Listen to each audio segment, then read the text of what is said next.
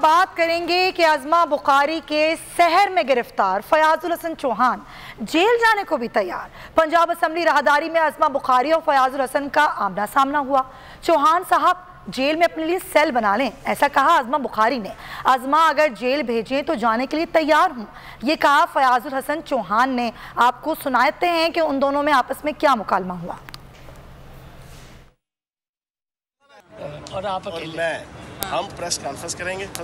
अच्छा, ये अपना माफिल ज़मीर बयान करें, हम अपना माफिल ज़मीर यार मिनिस्टर हूं कह रही है पोर्टफोलियो, हुण मिनिस्टर को कह रही, हुण देखो उज़मा कह रही है मिनिस्टर को कह रही है पोर्टफोलियो लेकर आओ। अब इसमें मैं क्या कहूं, हालांकि इसका मेरा क्या कहूं।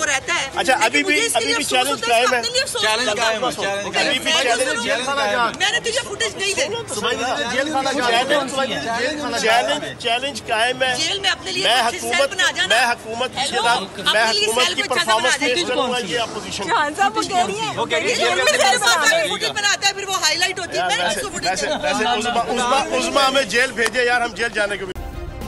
सब्सक्राइब करें और बेल दबाएं ताकि कोई खबर रह न जाए।